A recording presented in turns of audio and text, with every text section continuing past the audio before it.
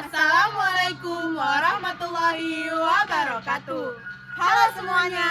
Perkenalkan, kami peserta peneliti belia Aceh tahun 2024 Dari SMA Negeri 1 Dewantara. dengan saya Cun Alisa Zahira. Dan saya Siti Naila Nazira. Di sini kami akan mempresentasikan hasil penelitian kami yang berjudul Pemanfaatan bahan alami kunyit sebagai penghambat pertumbuhan rambut. Penampilan adalah suatu aspek penting dan memiliki kulit halus tanpa rambut adalah suatu idaman. Maka dari itu, kami akan mengembangkan kurkumin dari kunyit sebagai penghambat pertumbuhan rambut yang ramah lingkungan. Penelitian ini akan dibandingkan dengan 3 perlakuan: kontrol, krim 1, dan krim 2, membuktikan bahwa kurkumin lebih efektif daripada kontrol. Dan maka dari itu, kurkumin memiliki potensi sebagai penghambat pertumbuhan rambut. Yang melatar belakangi penelitian ini adalah pentingnya penampilan, di mana banyak orang yang menginginkan kulit bersih tanpa rambut. Lalu, potensi kunyit yang mengandung kurkumin dapat menghambat proses pertumbuhan rambut bagi manusia. Lalu, penghilang rambut saat ini, seperti waxing dan pencukur rambut sebenarnya bersifat sementara dan berpotensi dapat merusak keadaan kulit. Maka dari itu, rumusan masalah yang didapat adalah apakah zat aktif kurkumin pada kunyit dapat menghambat pertumbuhan rambut? Lalu, seberapa efektif penggunaan kurkumin dalam menghambat proses pertumbuhan rambut? Rambut sendiri memiliki 4 fase pertumbuhan, yaitu anagen, katagen, telogen, dan eksogen, di mana pertumbuhan rambut akan dipengaruhi oleh beberapa hormon tertentu, salah satunya hormon androgen.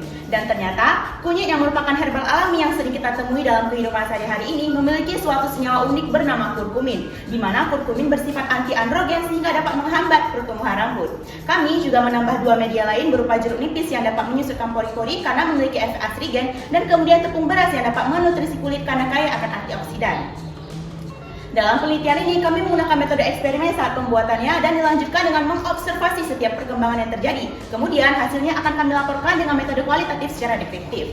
Tahapan pembuatannya dimulai dengan membuat bubuk kunyit dengan cara mengeringkan dan menghaluskannya. Lalu dilanjutkan dengan pembuatan tepung beras dan pengambilan air jeruk nipis, di mana ketiga bahan ini akan dicampur rata dengan perbandingan 1:1:1 untuk krim 1 dan perbandingan 2:1:2 untuk krim 2. Setelah adonan krim jadi, kita akan membentuknya menjadi bulatan-bulatan kecil dan dijemur di terik matahari.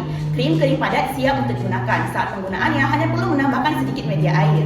Setelah mengobservasi lebih lanjut, kami mendapatkan hasil seperti demikian. Pada hari pertama dan hari kedua, di variabel kontrol terlihat pori-pori yang begitu kelihatan dan terbuka. Sedangkan pada variabel dengan krim 1 dan variabel dengan krim 2, pori-pori tampak tertutup dan lebih halus.